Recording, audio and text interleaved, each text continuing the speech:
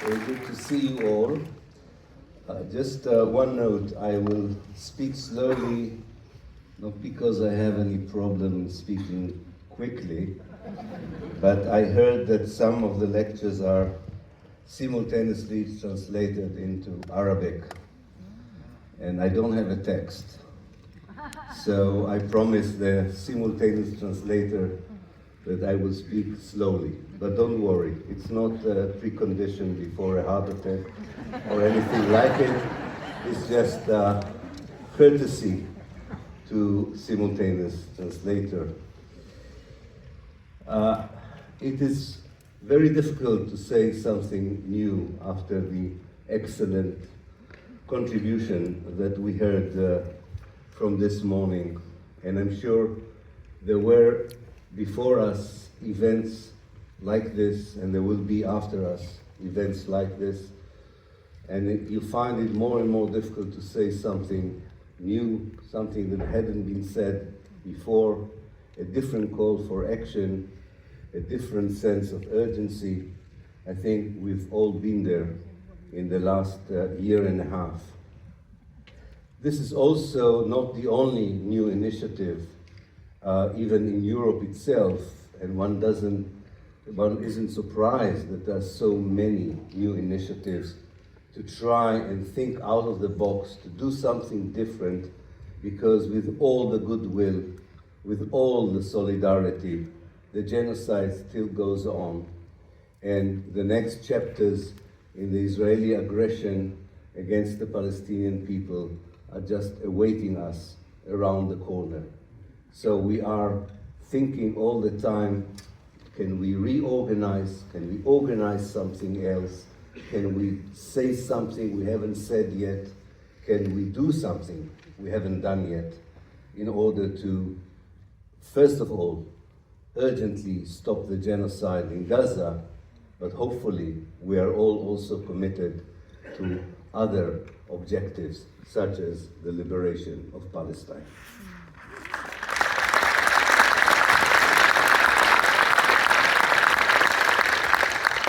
And I think the potential for a European Palestinian network is very high for doing something beyond being part, which is natural and necessary, of the efforts of the societies in Europe to pressure the governments to take an active role so that the genocide would stop and that Israel would be limited and tamed in its next chapters. But talking to some of the organizers yesterday, I think there is a more profound, even deeper kind of understanding of what this network should do, not just this year, not just in the next 2 years, but for a very, very long period. And I hope that the network sees itself as a strategic organization and not as a tactical organization that wants to contribute, which is understandable and important, to try and stop the genocide in Gaza.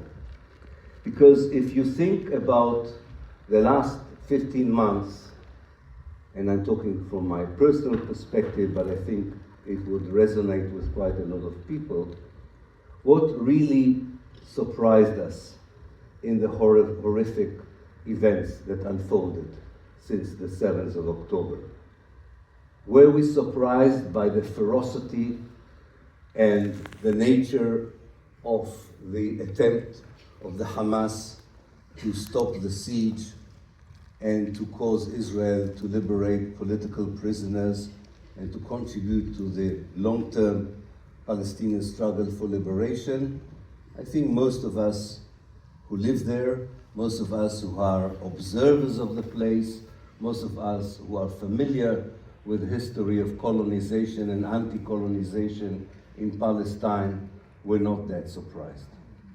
Were we surprised by the ruthless, inhuman Israeli reaction? I think, again, those of us who live there, those of us who are observing, analyzing, researching, studying Israel and Zionism, were not that surprised, unfortunately, the levels of inhumanity that accompanied the Israeli genocidal policy in Gaza. What I think I share with a lot of people is the surprise at the European position.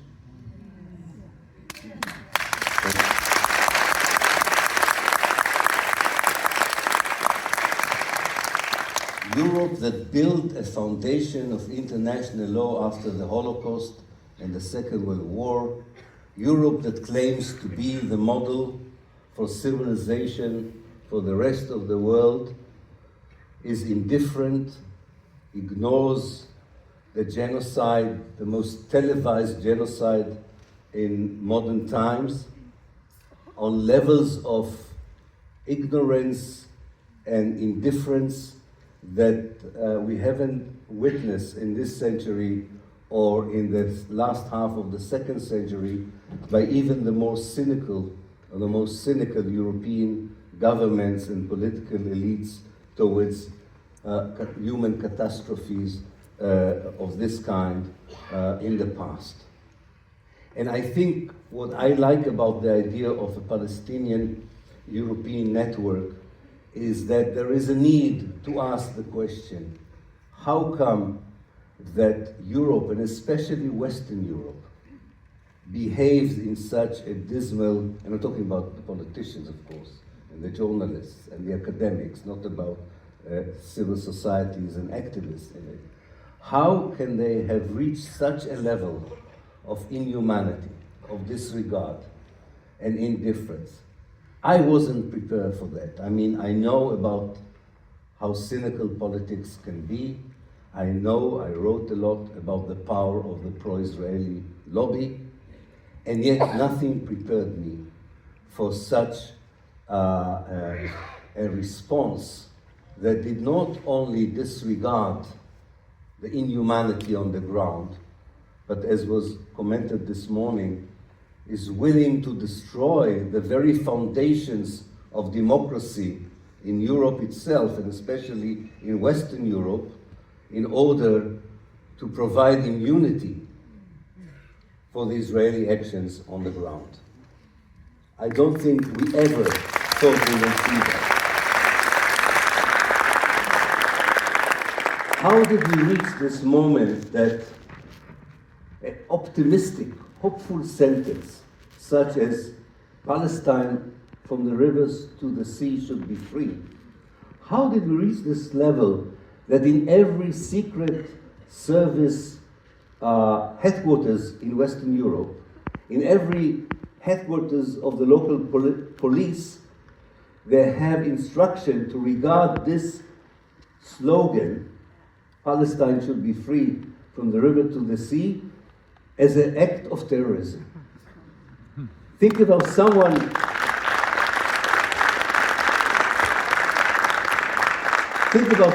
coming from Mars and is being told that the worst thing you can do in Germany is to ask that people who live anywhere in the world should be free if they live between two sources of water.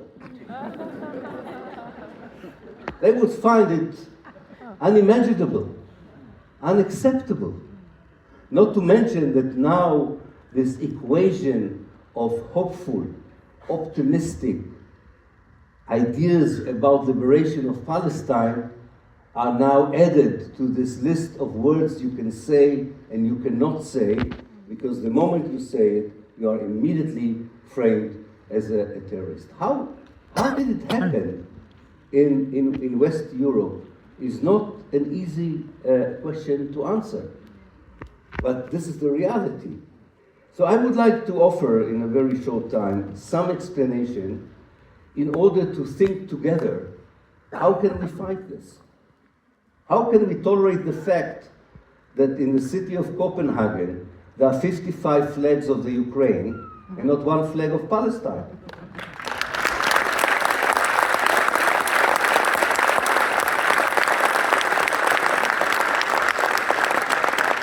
The people of Ukraine are not being genocided. I'm not going to go into the question of the war. But let's face it, there's no genocide of Ukrainians. But there is genocide of Palestinians.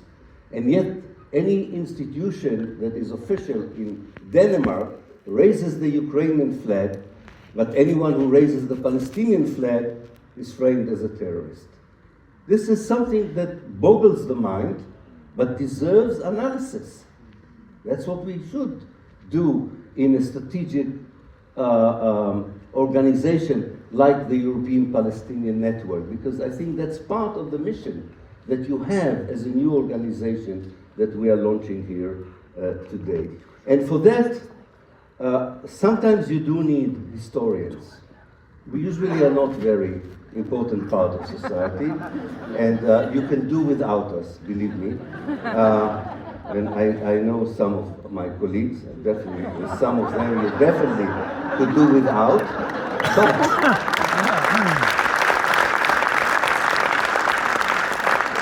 But to explain the pathological West European problem, historian can serve as a doctor. And West Europe has a pathological problem. And that pathological problem was solved and is still being solved at the expense of the Palestinians in Palestine.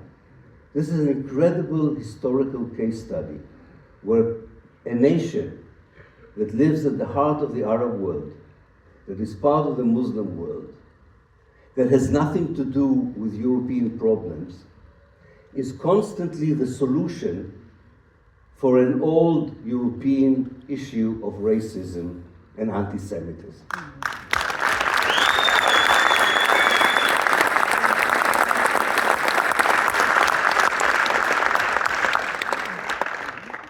Zionism was a European solution for a European problem. Europe was suffering from high levels of racism in general and anti-Semitism in particular. And definitely that anti-Semitism reached the horrific moment of the genocide of the Jews during the Second World War. But even before the genocide of the Jews in the Second World War, a coalition of different interests in Western Europe, some of them had nothing in common, decided that the best way of dealing with what people in Europe before the Second World called the Jewish problem, that the best way of dealing with the Jewish problem is to listen to a group of evangelical Christians and some Jewish intellectuals in Eastern Europe who said the best way of dealing with anti-Semitism is to colonize Palestine. And at first, if you read the diaries of European politicians and leaders, most of them thought that this was an unrealistic, immoral, and unacceptable solution to the problem of anti-Semitism. In fact, most reasonable Europeans before the First World War did not think that the solution for the hatred towards Jews, because there are Jews in Europe, is by colonizing Palestine. Palestine was seen as part of the Ottoman Empire, as part of the Arab world. It had nothing to do with Europe. And yet, we are here today with this project still being defended and sustained among other global forces by Europe.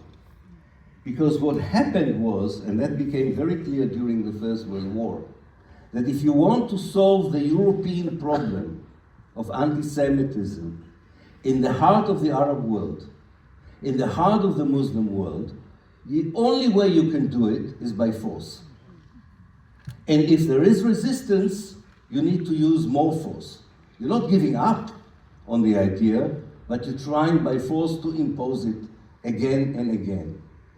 And after the Second World War, and this is far more cynical, and this is again lies at the step of, or the doors of the Europeans, you are creating a narrative by which this forceful imposition of a European solution on a Palestinian nation at the heart of the Arab world is actually part of the new and better world that was created after the Second World War.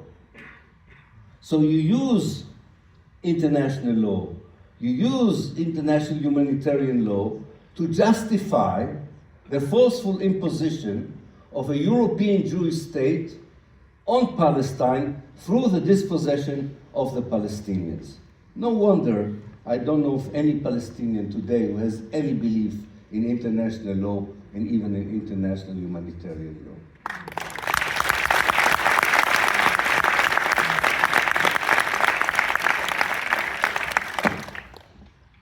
The project needed force. You needed force to dispossess the Palestinians. And in 1948, because the Palestinians were not a nation of warriors, they were not people who wanted to be in war, they were not people who wanted to be engaged in any violent confrontation with anyone, it was relatively easy to dispossess half of Palestine's population in 1948. There wasn't much resistance to that dispossession, because also the Palestinian community believed almost to the last moment that in the name of the new world that they heard about from Europe, they would be defended, they would be protected. In fact, even the United Nations partition resolution promised the Palestinians that whatever the solution is, the United Nations would defend the Palestinians. And nothing of that, of course, happened. So half of the Palestinians became refugees. 80% of Palestine became a Jewish state. And yet, the West Europe continued to be the most important ally next to the United States to this historical injustice. Not only that, it was described as the most important legal act internationally, granting the Jews a state after 2,000 years of exile was the narrative that accompanied the declaration of the State of Israel on the 15th of May, 1948. Even the Soviet Union joined West Europe and the United States in celebrating the return of the Jews after 2,000 years of exile. Very marginal evangelical Christian dogma became suddenly equivalent to secular international law in 1948. So when people tell us you have to understand that the State of Israel is a legal, international legal outfit, they're right. It was institutionalized through international law. But is it a legitimate outfit? Legitimacy and legality are not the same. And it's up to the European to reopen this question. I'm not talking about destroying the state. I'm not talking about doing to the Israeli Jews what the Israeli Jews did to the Palestinians. I'm talking about the only thing that you can still rectify from the past evils. And this being loyal to the very principles that the world has promised the Palestinians in 1948 and betrayed them according to this same principle. The principle of equality, of democracy, and self-determination. The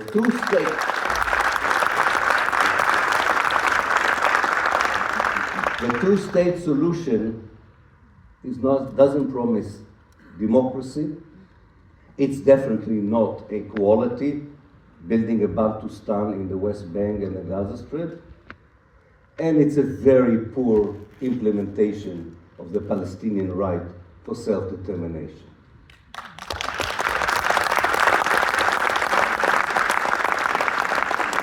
But people tell us, yes, but we have to accept it. It's more realistic. It's more pragmatic. And it's according to international law. Well, that international law is the original sin of what's happening today in Palestine. So we should question that legality. We should question international law. And we should ask the West European, because of their complicity in this project, to go back to the principles of equality and democracy and self-determination, and not offer themselves as mediators between Israelis and Palestinians, but as people who have a historical responsibility for helping the Palestinian to regain what Europe helped the Zionist movement to take from them.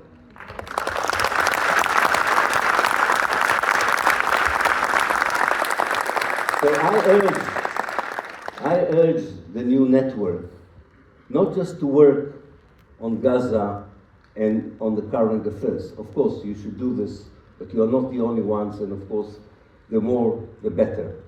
But I urge you also to be a force that asks the European community, and especially the Western European community, to go back to the past, to study their own complicity, their own role, not just in the last 15 months, in the establishment of a European Jewish state through the dispossession of the Palestinians, of being silent for the incremental genocide of the Palestinian people that did not start on the 7th of October, 2023.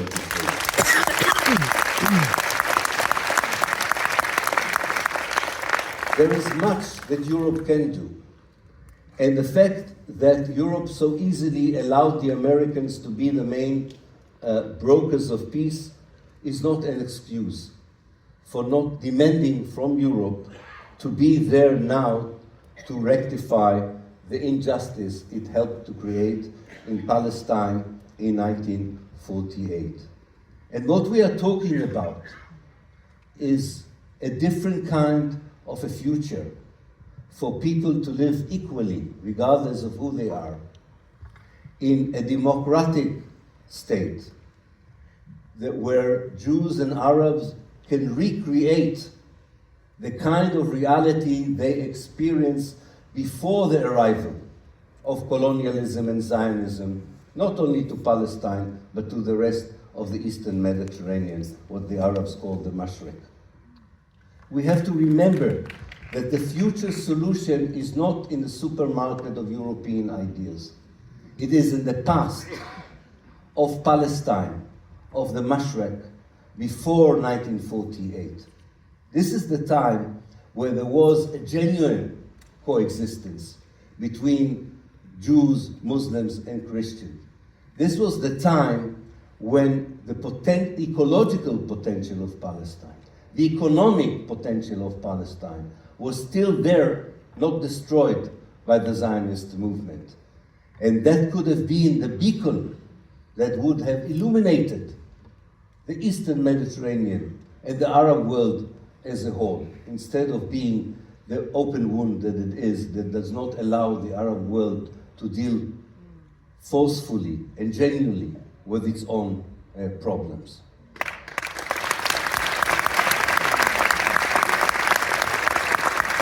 So let me finish by being more practical, by saying that you need to make sure that whether it is through popular education, whether it is through university education, whether it is through the media, don't just tell the stories of the Palestinians as victims only. The Palestinians are not only victims, they are a proud nation that had brilliant achievements before the arrival of Zionism. Before the arrival of Zionism, we need to learn about the Palestinian Nahada, the Renaissance, between 1750 to 1850, when Palestinian authors and writers contributed to the culture of the whole area. We have to look at the way Palestinians, whether they were Arabs or Jews, or whether they were Muslim or Christians or Jews, coexisted, lived together, celebrated each other's festivities, and mourned together each other's catastrophes.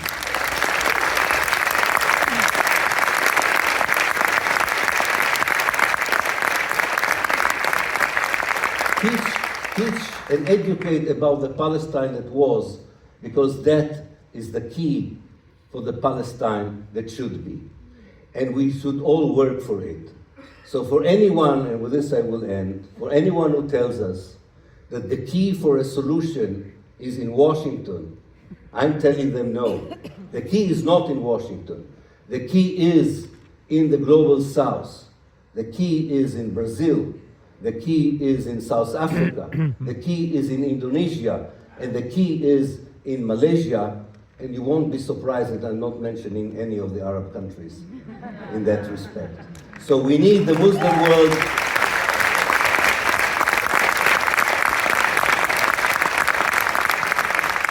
We need the Muslim world, we need the global south to say, yes, we can help to bring about the decolonization of Palestine. They will be much more trusted by the Palestinians. They will be much more trusted by the Arab world. They can offer a much more genuine solution and help for the Palestinian movement and for all those Jews who are willing to see themselves living in the future as equals and not part of an apartheid state. Thank you.